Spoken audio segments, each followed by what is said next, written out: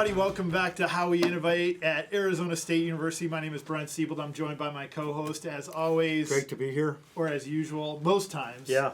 Michael Hool is in the house. He's in the house. He's in the house, and we've got Brandon Garrett. Awesome. From Onboard IT. Yeah. Is here with us. This guy is an original at least in my tenure. I mean, this is one of the guys that came in and said, hey, I want to take my engineering degree, I want to take my interest in making people's lives better and form a company.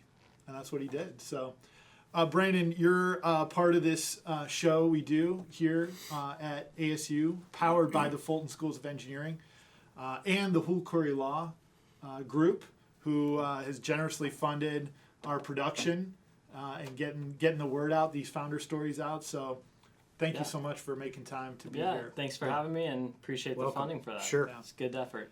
Yeah, Michael has been helping founders like you kind of get going for long before me. Yeah. I'm really fortunate. I don't even know how old you guys are, but probably before. I'm 20. I just turned 21. Well, definitely before you were born. So Michael, if you don't mind, I know our audience has probably met you in prior episodes, but could you maybe, for Brandon's sake, just tell them what you've been up to lately? And well, it's been a long journey. I've been partnering with ASU for a long, long time, since before any of their entrepreneurial efforts. I basically got involved when Michael Crow came to ASU. 2002. Yeah, and they hired me, and I did a lot of work for ASU back then with spin-outs and things. So that got me kind of plugged in. And then I've always supported entrepreneurial efforts, since that's what generates my job, basically. Yeah. I figured I'd give back and help promote and build it up. And so I've been doing that in various ways in the community over the years, largely around early stage capital formation, sponsoring pitch events, putting up prize money, all that stuff. And it evolved over time to working with Brent because I wanted to focus on engineering startups, because I just felt like, that's where I could help. And I see a direct connection with investors wanting to invest in engineers as opposed to someone who just has a website. So I've been doing that with Brent for quite a while now, and so this is part of that, and I'm happy to do it. Sweet. Right. Yeah. So Brandon, the way we roll here on this show, reintroducing you as a founder to everybody that is hopefully watching, that aspires to build something that really solves a problem in society or in the economy or in whatever sector they're interested in improving. Leveraging technology, which you have done as an IT expert. So, Brandon, if you don't mind, maybe for our audience and for us to get caught up, because we haven't seen you in a few years, take us back to the beginning and tell us, what got you interested in forming a company to support technology development and technology infrastructure and all the cool things that you're into, and then bring us all the way up to today. And I think, what's next, right, is the question we'll probably dive into. Absolutely. Well, it really goes back to Tech Dispatcher in the early days of ASU. So that was your first company? Yeah, which is still going today, but that was kind of the original name. And the idea was born while I was here at ASU as a student worker. So I was in the IT department, kind of doing, IT services for the Office of Knowledge Enterprise Development. Yep. And we were supporting several hundred staff, and I was able to really see what phenomenal IT looks like, right? Enterprise-grade IT. And took a look at that and said, wow, look at what's happening in the small and medium-sized business market. Who's serving them, and at what quality, and decided, wow, there's a pretty good gap here to go solve for creating a phenomenal IT company around modern techniques and modern management. Yeah. So that was kind of the impetus to start it. And of course, it kind of started out more as like a college project. I'm an engineer, I'm a student worker. And so we have this phenomenal idea to try to do just-in-time support at the time. Where we build an app and you can go get IT support on demand. Yeah. Am I correct in assuming I remember a little bit about Tech Dispatcher? Is it kind of analogous to maybe our audience might know Geek Squad, but for small businesses and medium-sized enterprises? Similar, but a little bit different. The idea was more that it'd be more remote than physical presence. Okay. So you'd be able to like request IT support, get that remote support kind of on demand from more of like an app and more at wherever you're at. Got it. So that helps with scale as well. Yeah. And so that was kind of the idea, and we went through the eSeed program, and we ended up, we were pretty much dead last, if you remember, in that competition. No way. Just doing horribly, not getting really our deliverables on time or anything to Joan, who's our mentor. And so, yeah, we went from dead last to ending up winning the competition. Yeah. So people really liked the idea, and that was kind of the impetus to get the company started. So we won a little bit of grant funding from that program, obviously, and we were off to the races. I ended up graduating, and before you know it, like we had enough customers, I could kind of barely pay myself and make ends meet, and so yeah, kind of got started into actually providing services to the market, and started to really quite quickly realize that the consumer market for IT services is an entirely different breed than business. Right. It's much more ad hoc. It's like it's truly on demand. It's like when you need it, and you're constantly having to get new tickets to generate revenue.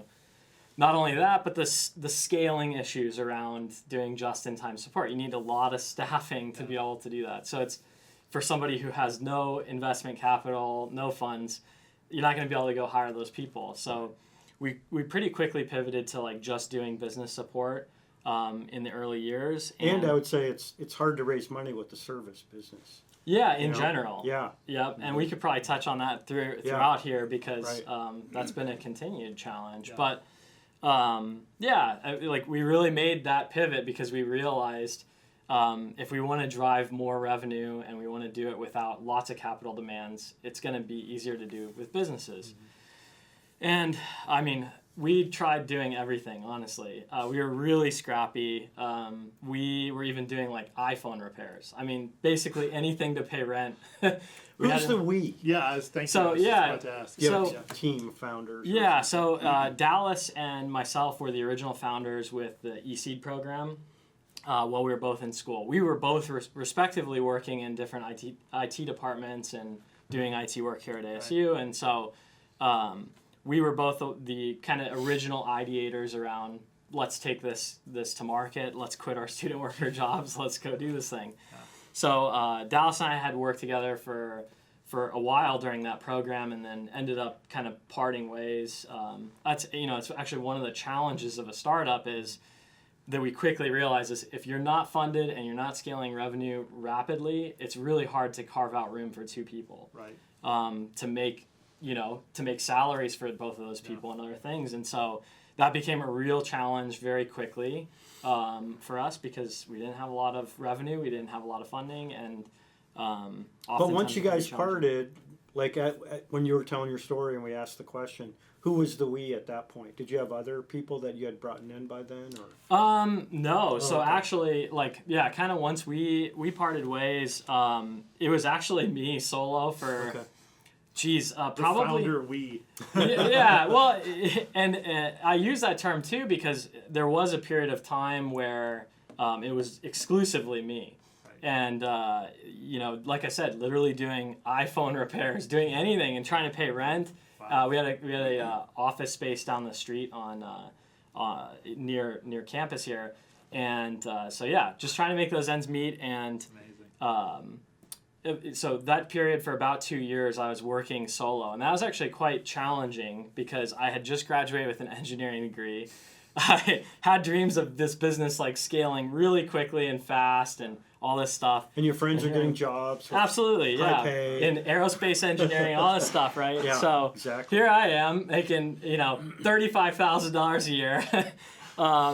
By myself, ended up having to move back into our house to operate for like 2 years actually. Wow. And so that was actually really challenging because I was questioning it a lot, like, is it really worth it to continue this? But kind of persisted through that.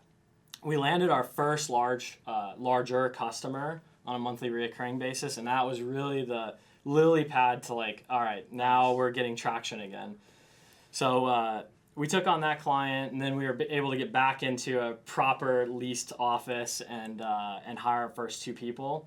And so, yeah. So just to clarify, when you say when that happened to you and other people, it was really just you. Yeah. Yeah. So once you hit that lily pad, I love that analogy. Yeah. You were able to bring on, you didn't have Dallas at that point. It was just you. And then you were able to bring on 2 employees with that reoccurring revenue. Yep. And so that was kind of like the initial, all right, we're regaining traction. We have a proper office again, and things are going well. So, yeah, that was quite challenging, but... just so we can wrap around the coming story, did you replace Dallas with a kind of a equity holding co-founder as we kind of get into this next phase of where the company? Yeah, a little bit later in the story though. Okay. I mean, so we're kind of like basically, from initial founding, we have that 2-year period where I'm like basically solo, and then back into an office, getting traction again, and so. Once we were able to hire the first 2 staff, which at that time it was also kind of scrappy. I mean, it was, I think in fact one of them was just part-time, the other was full-time. So it's like a whatever we can do kind of situation. You got to be like as scrappy as possible. And so that started getting us a lot more traction again, being a bit more professional. We ended up having the rebrand from Tech Dispatcher to Onboard IT, which it is today. So that was a big step. Like, we need to be better aligned with what we're now doing and create a more professional brand image. So we did all of that in 2018 and 2019. And, and have since just kind of been growing again with So back then, 2018, 2019, you had 3 people? Yeah, total? More or less, yeah. And so how, like... I'm interested, and I think the audience would be too, in how your roles changed over time. Because, like, for a founder in the beginning, you're doing everything. You're chief cook and bottle washer. Yeah. And then you start bringing on people, and at some point you realize, wow, we need to divide and conquer. Yep. And then eventually you get to a point where the founder is like, my job is to raise money and culture, or whatever it is. Yep. Like you stake in the ground. This is what I do. Yeah. How about you? What was your evolution? Well, I think from 2019 to present day was really the gradient of exactly what you're describing, which is you go from doing absolutely everything where you're a critical role in service delivery. When people call in, they're asking for you. We have continued to struggle with that to today, in honesty, because, you don't quite get to the fully extracted position ever, but the goal is to get more and more removed from the day-to-day operations. So, as we've gotten to today, my role has been a lot more about business development and marketing, where right now, today, that's like kind of my chief role. Okay. We've added staff since 2019, so we're now a team of 7, including myself, and throughout that time, we've added key people like engineers, right? So we have 2 systems administrators, 2 engineers, and we had since added my brother as well, who's the vice president of the company now. Oh, fantastic. And so my brother Daniel, he graduated here at ASU as well in business law. Yep. And so he was actually working with one of our clients for about a year, doing and getting his feet wet in IT there, and push came to shove, and it was like, hey, do you want to move over and help me build this? And that's so right. He's been with the company a little over 3 years now. Wow. And he's really taking on the role of overseeing like both professional services and inbound incidents for our help desk. And we also made a recent key strategic hire, which has really helped remove me from like level 3 or engineering and architecture work. Although I still inevitably like discuss with customers often those types of things. Stefan is able to help like implement a lot of those things in the day-to-day. And it's actually an interesting story with Stefan. This is something you might find fascinating. we had met at a IT conference about 3 years ago, and we got to, or maybe even more, it might have been 4 years ago, we kind of got to discussing what he was doing because he was based in Amsterdam. And he was out here on a trip with his wife, just kind of checking out some IT conferences. And so we got to discussing at a lunch table. We just sat down together, and he ended up working on the exact things that we're really interested in, which is really modern management, like all the modern ways of managing Microsoft environments and that sort of thing, and security. And so we get to chatting. We stay in touch when he goes back for 2 years, and we apply for an H-1B visa for him. And it's a lottery. So the first year we didn't get it. The second year we won the lottery for him. Simultaneously, his wife is pregnant with 2 twins, and we're going through this process. And so, for a small company, and both for him too, it feels like how is this even going to be possible? Yeah. This is almost sort of crazy, right? And we ended up going through with everything. Wow. Stefan's moved out here now. He's been full time with us for a year, and has been really instrumental. He was a principal policy setter at the previous IT firm that he was at. And so are your other people in town, or are you dispersed? Yeah, no, we're all here in Phoenix. So yeah, that has tremendously helped with that transition from you being involved in everything to being involved in less and less and less, and really taking on like a business development role and going out and getting more business. Yeah. And that really is like my chief responsibility at this point with where we're at now. Among other things, and that's tough, as I think a lot of people have said this too. A real challenge for entrepreneurs is what got me interested in all this was the nuts and bolts. Right. I came from an engineering background, so to get pulled out of that is difficult because it's something it's very intriguing to me, and so you really have to fight against wanting to get back into the weeds day to day. Well, plus I found with most founders, they feel like they can do everything best, at least initially, because they're perfectionists. Yep. Or they don't, Spot on. If there's a failure, it's on them. So they're but you have to be able to figure out how to release some of that and let it free. Yeah. Yeah. No, that is something that has been a real challenge as well, because, not only are you wanting to get into the weeds, but it's sort of your baby. You really want everything to go a very particular way, and one thing that I've been focused on trying to do is how do I let some of that go? Because ultimately you start to get in your own way. If you ever want to scale, there's no way you're going to do it by being involved in all those pieces. You look at any large successful company, they didn't do that. They can't do that. Yeah. So delegating different things has been really crucial. This situation you're both chatting about is illustrated brilliantly in a classic entrepreneurship book called E-Myth by Michael Gerber. I've read this. Yeah, you've read. Yeah, and we were lucky. We had Michael Gerber come to the Phoenix ecosystem a few years ago and give a talk. And, for those of you out there that might find yourself in a situation that Brandon has been wrestling through, sounding successfully, it's good that you read the book, right? Yeah. I mean, just to kind of have that external view of what can go wrong if you're a craftsperson, in your case, an IT administration expert, right? Yeah. Getting too far in the weeds of making your business work as opposed to, crafting the charter of the business moving forward. So and the real delicate balance too is if you over delegate or improperly delegate, you just give things up for the sake of giving them up, or because I don't want to do it, or I think that I don't need to do it. Sometimes that can be a real negative thing too, because customers are noticing and they're not happy with that, and the outcome is not good. So it's a balance of helping, putting the bumper rails in place, and then enabling people to do what they need to do. Have you ever had to fire an employee yet?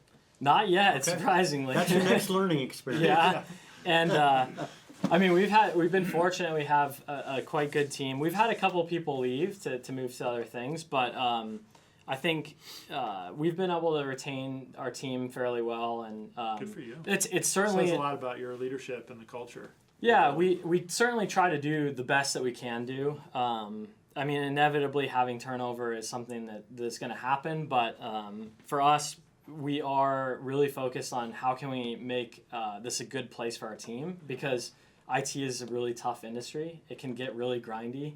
It can get really monotonous. And so how can we in any way make that better for our team? Is it stressful?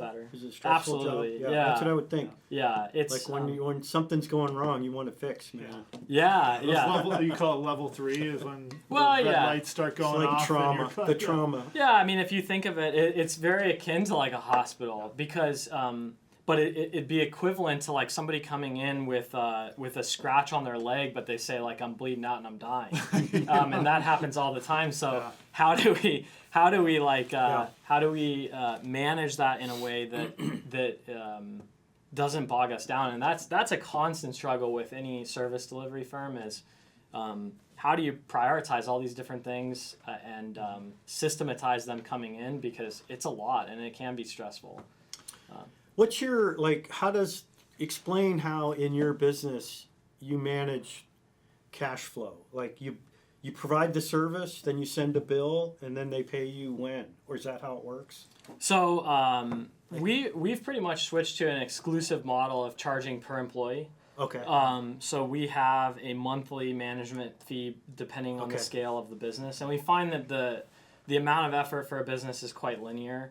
So it's not really like you get bulk discounts or anything like that. It's fairly linearly scaling per seat cost. And we have a couple different tiers of offerings depending on how much security and other things that you need, visibility, oversight, etc. Are those metrics like things that you've learned, or are they just in the industry generally? A combination of both, I would say. Like, there is some industry standard, more or less, of like the things that you offer. One thing that we find is really challenging, and this is why we're thinking about, we're actually in progress of creating our own kind of educational series similar to this, is product. Yeah, is educating buyers, because we find that the people that are coming to have conversations about purchasing IT services are oftentimes woefully undereducated about what they're getting and how to compare A with B. And so that's a really big challenge for us, because it's an expensive service, and knowing A from B is a really important piece of making that decision, the proper decision for a business. And we're going to start putting out some more content around that kind of stuff. But I'm sorry, would that be for lead generation, or is that like a product you would actually sell to? More for lead generation, not even necessarily to generate the leads, but even the ones to that educate them and make the intake onboarding. You're creating value in the industry. You have a lot of experience. Yes, so far. and there's not a lot of great content out there on like what IT costs in the ballpark and what you get for that, and why it is the price that it is. It's getting more. So and more your customers are mostly smaller businesses at this point? Well, so this is actually an interesting piece of the model. At first, we wanted to serve anybody. We wanted to serve whether you were one person or 5 or 10 or 100 or 1,000. Classic first-time entrepreneur. Yeah. We want to cater to everybody, right? But we've started to realize as we've grown our offering and what we do and how we deliver it, that it's a near impossibility for us to make money, to profit on services with less than like 15 people. The reason being is every IT environment has a set number of like fixed support costs and support time. Whether you're 100 people or you're 5, there's that set of fixed services. And so the monthly recurring revenue on some like a 10 or a 5 seat company, it doesn't generate enough to cover those fixed costs that are the same. Yeah. And oftentimes they have a lot of inquiries. They want a lot of special this thing, and we do it this way. Right. And they don't have a lot of times a need for the standardization and the process-driven approach. So it's been tough for us, because we wanted to serve really anybody, and a big chunk of American businesses are under 10 or 15 people. It's a very large percentage. Wow. Yeah. Well, what I was thinking about when I asked that question was when you were talking about educating your market or your customers about IT services, who do you deal with as a customer within a small business? Is it the owner, or is it the person that's behind the computer that's having a problem? It depends on the maturity of the customer in some cases, or who they have available. Some of the companies that we work with, they really haven't allocated anybody on their team to even. So basically, it's all over the place, which Some- kind of is one reason to educate your market. Yeah, like how can you best interact with an IT Exactly. firm? If you're going to outsource it, you're not going to build it in-house entirely, or you're going to do a blend where we do co-management as well. So we'll work with an internal team and supplement services.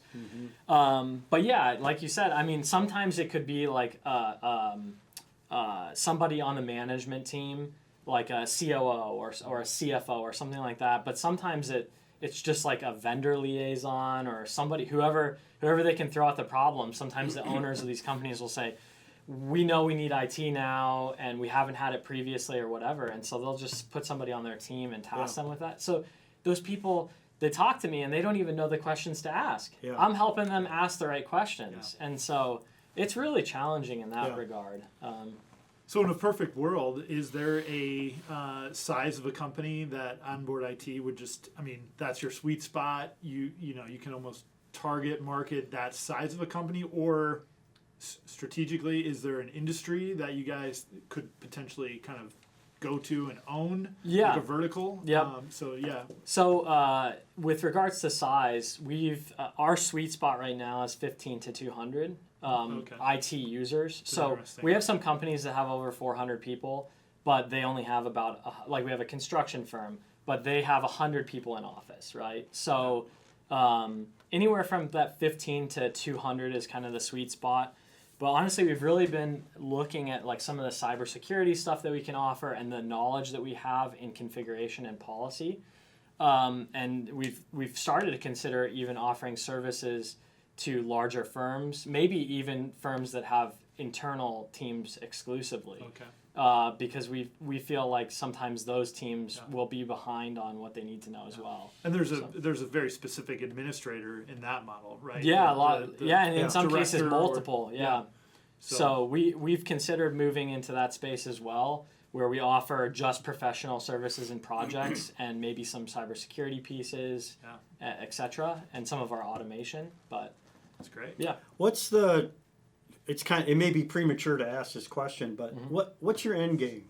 Like, do you want to grow a business and sell it, or do you want to create a company that is just cranking away, generating a lot of revenue, everybody's making money, you enjoy your life? I think this is an important question for anybody. Is like, you really, for me, it's to continue to operate the business. It's not like a let's pump this thing up and sell it kind of model. I would prefer to keep the business operating and eventually be able to step into a much different role where I'm not as involved even in business development. But I mean, the merger and acquisitions in this space is going quite crazy right now. And so we get approached like pretty much every week from firms to get purchased. And we have no interest in doing it because we're in our growth phase too. And in fact, we might be doing that same thing. So right now the end game is really to continue to scale and do it in a way that is scalable and is smart, so that ultimately I can step out and take on even a different role and be more about the strategic vision than involved. So your plan to grow to fund it is organic, basically. Right at the present moment, it has continued to be organic, which has been a challenge. It's a challenge. The patience is a very difficult part, especially given your goal or your preference, because investors typically are on the other side. Like they want an exit within X number of years. Yes, and that's why we found it challenging to start even going down that route. But we've considered that both like an equity raise or doing debt financing for a merger or an acquisition. That's kind of the exact phase that we're in right now. Is okay, the organic growth. We already kind of see what that looks like. And if we want to accelerate the pace, we're going to need to do it in one of these different means. And so we're that's kind of always trying to figure that out. That's actually it's a privilege to be in that position when you get there. It's like we're doing really well, but we recognize the only way to grow even faster is somehow we've got to get some external influence, whether it's capital or we do some kind of merger or whatever. It's the laws of physics. I mean, you can't escape gravity. So that's something that we've really started to learn is like the laws of physics apply, and natural growth can be fairly quick, and it probably could even be quicker than we are doing it. And in fact, one of the reasons I think that it's been slower for us is we've been so focused on our back-end development, like the systems that we use to deliver our service and our baselines, our policy, everything that we package.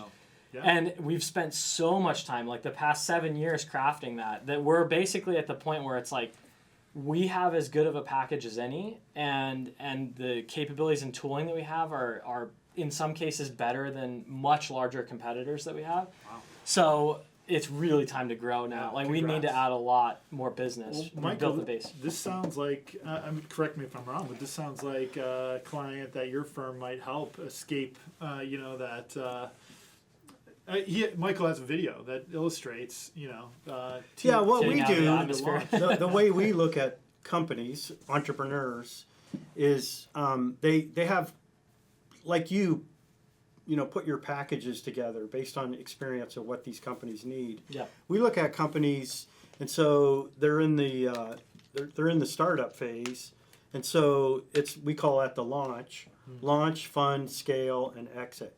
And our sweet spot is to help them get from launch to scale. Yeah. And so that means we have to be around and help and have expertise in the getting them up and going, and then a lot of help with the funding. Yeah. So we do a lot of capital formation stuff. But really, we want to get them into the high growth phase. I mean, it's good for them. It helps them achieve their goal. But it's good for us because we have a client that has more needs. Yeah. So that's the goal. And then, every year, a certain number of them have exits. Yeah. And so we were there for that, too. So in each category, you tend to have different needs. And you could testify to that. Every entrepreneur can say, yeah, I don't need the same thing as I did back then.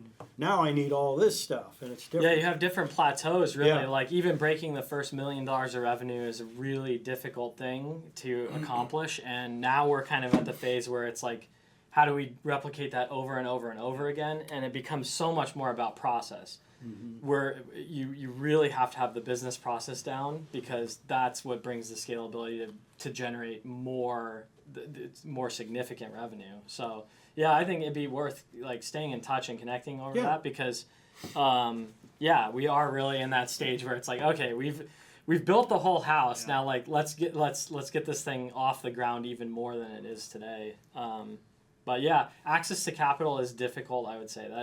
It's a quite difficult thing. With traditional banking, it's like you really don't need, a lot of times they want you to not need the money to get the money. And so it's really tricky. hard for service companies, especially like I've had a lot over the years that were brilliant at what they did, but it was difficult to get funded with the service company in the IT area space. So is there a strategy that companies like Brandon's have employed in past to kind of honestly, some of them throw in the towel because they don't. He's not going to do that. No, but in their case, the best advice. Just get. They were in it under the model of our goal is to get this and grow it and then sell the company. Okay. But once they realized they couldn't achieve that, they weren't dedicated. It wasn't their life's mission to grow a company.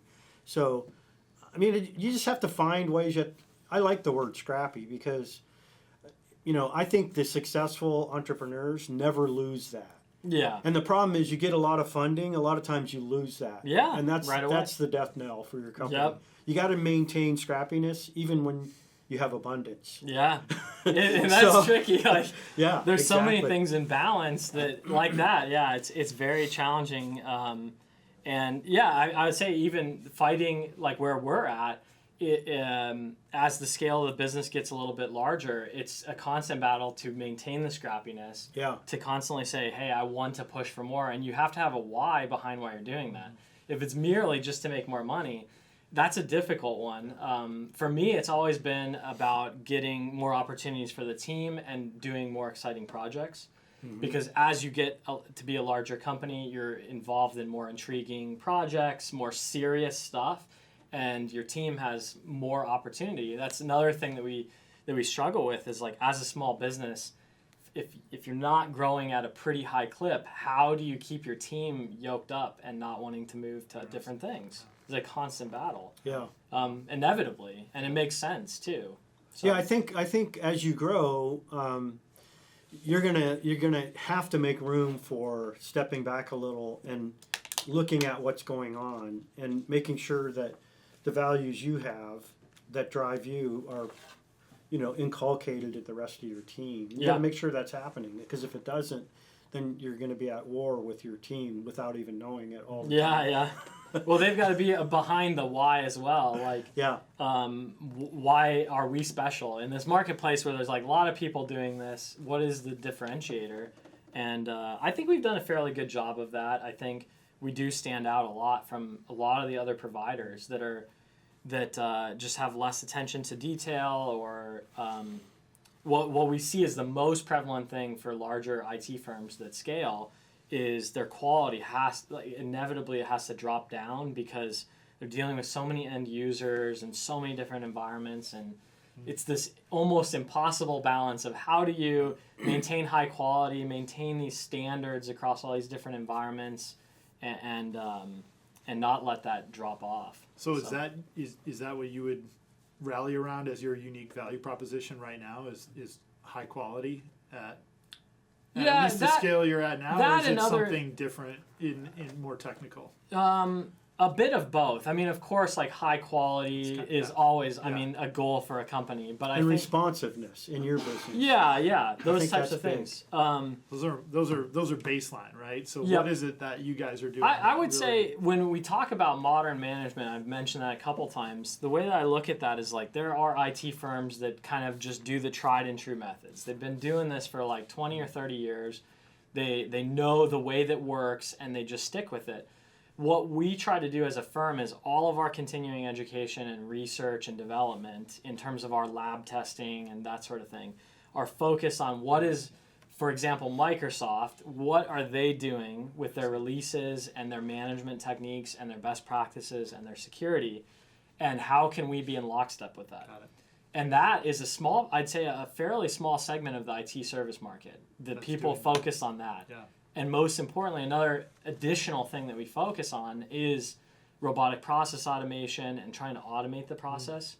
So we do that in 3 different ways with user creation, so onboarding and offboarding users, their permissions, their applications, devices, deploying the software that people need to the device, and getting to the desired configuration state of the device needs to be automated. And the third way is with the policies. So whether that's their servers or their cloud environment or their device or their users, all those policies, we work on orchestrating them. So using code to actually take a set of baseline policies and configurations and pull from those to place them in the customer's environment. And that enables us to do much better standardization and do it more quickly.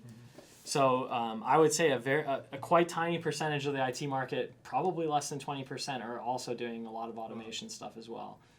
So that's great. Yeah, so I'm going to ask you a question that I think all entrepreneurs today have to think about at some point, and that is how do you think it will? How do you think AI is impacting your business as it grows? What's the evolution? How will it, will it have an impact? And, is there an opportunity there that you have to make sure you take advantage of to compete in the future? We're already implementing some of that with regards to like our workflows and automation. And I'll say like it still needs more work. We use a lot of API or programmatic like interfaces to like OpenAI, for example. So we'll try to do auto ticket categorization or prioritization, and it's spotty. At best. It's helpful in some regards. I think AI right now in its current state is really phenomenal at certain things, like summarizing the thread, the back and forth communication on a ticket, for example. Yeah. It's really good at doing that sort of stuff.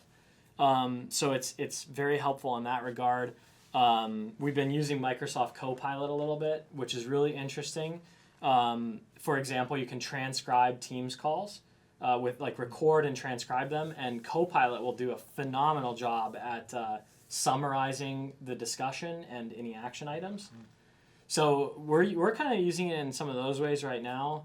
But more or less, I look at it as a tool. I think it's basically, it's very akin to like what a search engine did in the internet to civilization. I mean, it's a huge impact.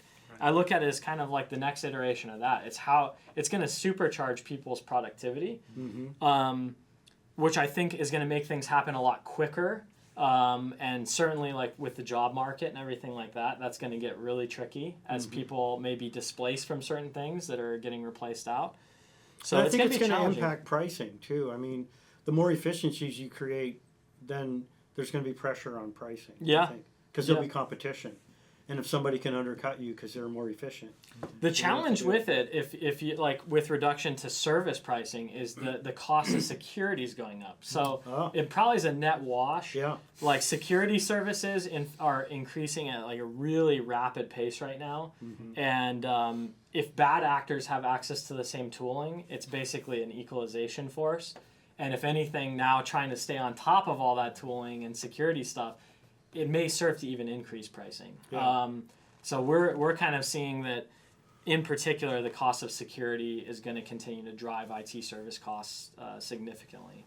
So that's interesting. Yeah, it's a really big challenge right now. So what is your company? I mean, what type of are you an LLC corporation? Yeah. You're an LLC structure. Okay. Are you the only owner, or do you have other people that? Daniel's a partner in the company as well. So it's a family business. Yeah. Yeah. Okay. Yeah. But so do you find that you need, or maybe you haven't reached that point? Do employees want equity to come on, or do they need that incentive?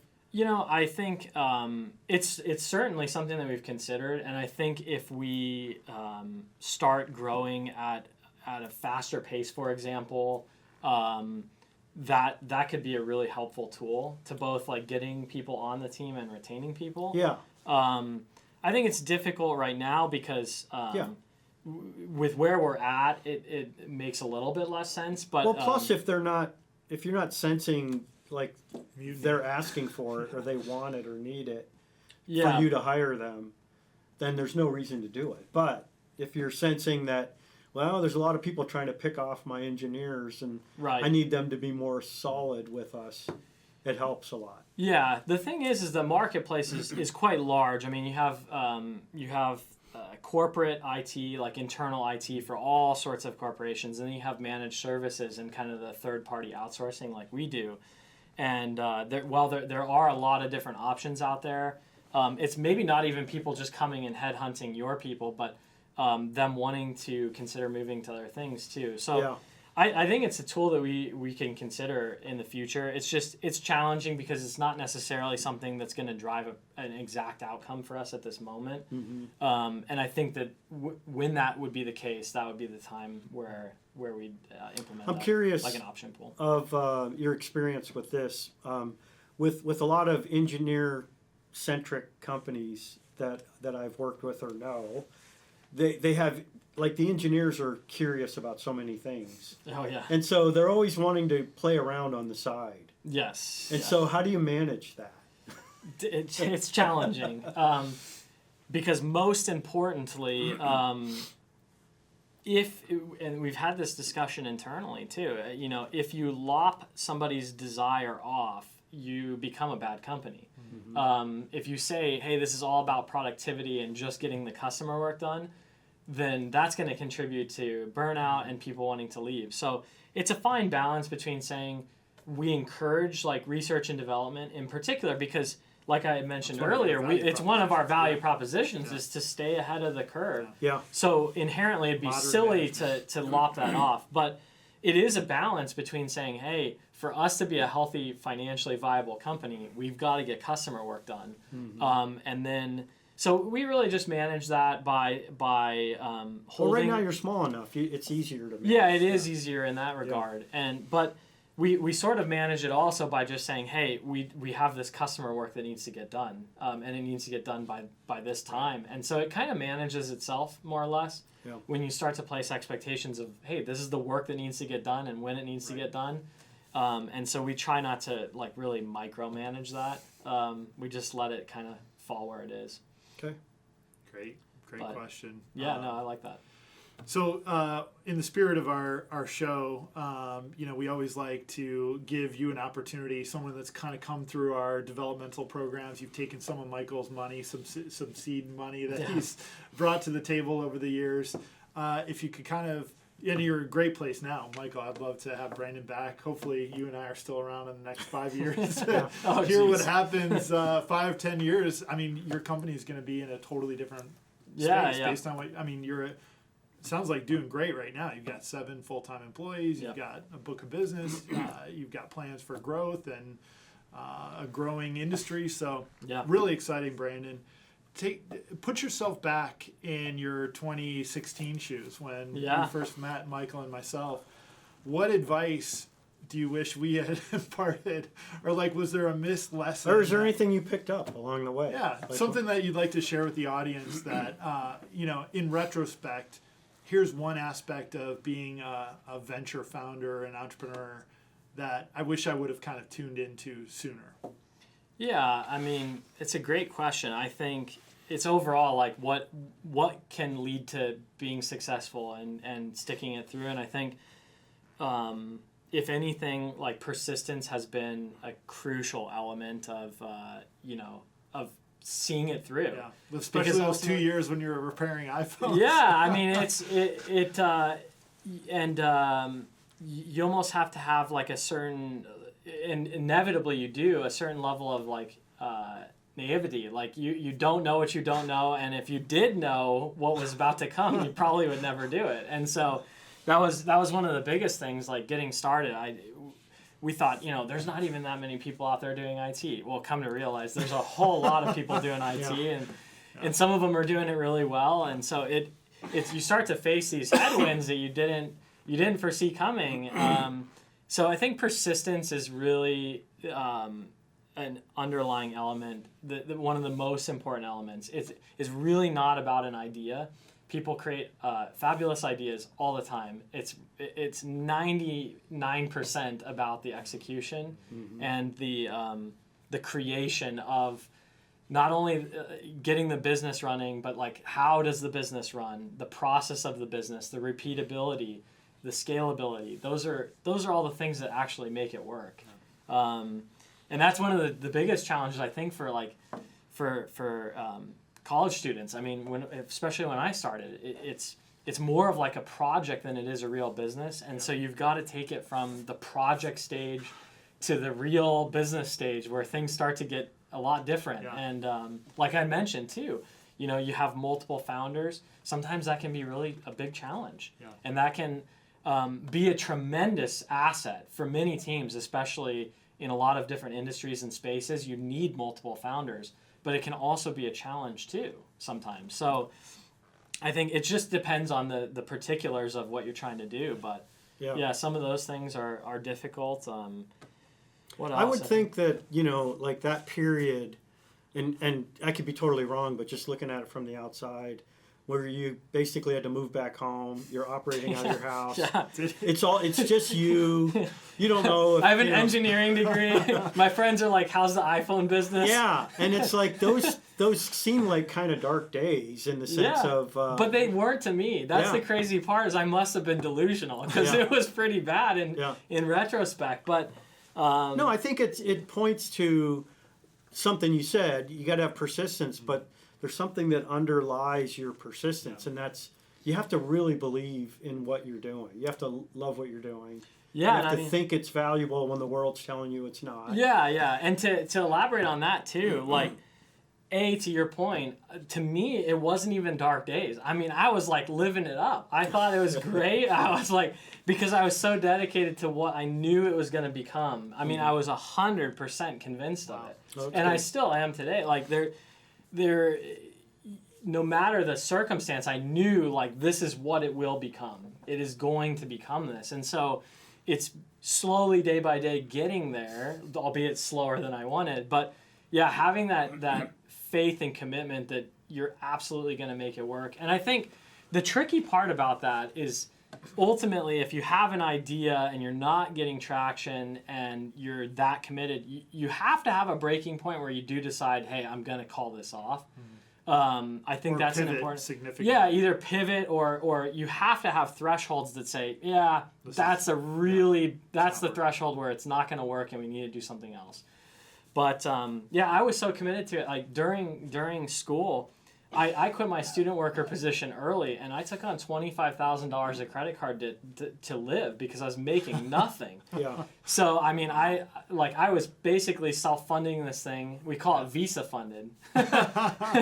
Have you heard that before? I haven't heard that one. It's a good credit cards. But a terrible model, right? But I mean, if you are committed, you say, hey, I'm going to live on this for a year, but I know that this is where it's going to get. I mean, I was absolutely convinced of that, and it was no problem after a little bit of time to get that paid off and then get back to where you need to be. But that's the scrappiness, right? I mean, sometimes you literally just have access to nothing, and it's very difficult. Well, for what it's worth, what you're talking about is like it's a strong indicator that you'll be successful. Yeah, because if you can stick it through. I've worked with many entrepreneurs that have gone on to do great things, and they have an outlook that everything that hits them is just a hurdle. Yeah. It's just a hurdle. Yeah. I got to jump over another one. Okay, I'll do that one too. It might be 10 hurdles. It's like, crap. You're an Olympic hurdler. Yeah. Yeah. And so it just analogy. depends on how you look at it. Yeah. You know, and it seems like you have that. So great. That's awesome. Yeah. Appreciate it. Brandon, this has been fantastic. It's always great to reconnect with founders that have come through our programs. Shout out, Michael, to our friend Tom Prescott, who has funded our eSeed program that Brandon mentioned earlier. Yeah. And really, we're doing this at full scale at Arizona State. You started in that program, I think, with 15 other startups at the time. Now we're tracking in engineering alone close to 400 startups that are part of a broader program that have access to those same seed grants that Michael has joined Tom. And well, you were ahead of Tom in terms of putting cash in the pockets of entrepreneurs here at ASU. So just a great opportunity for us to kind of fast forward for some of our audience that are grinding it out while taking classes and doing the things you were doing back in 2016 to see if you have that persistence. So that's a great takeaway for our audience. And I also want to tie that back to something you said earlier. You know, it sounds like your team is able to rally around the why of the business, right? Which is probably connected to your unique value proposition as well.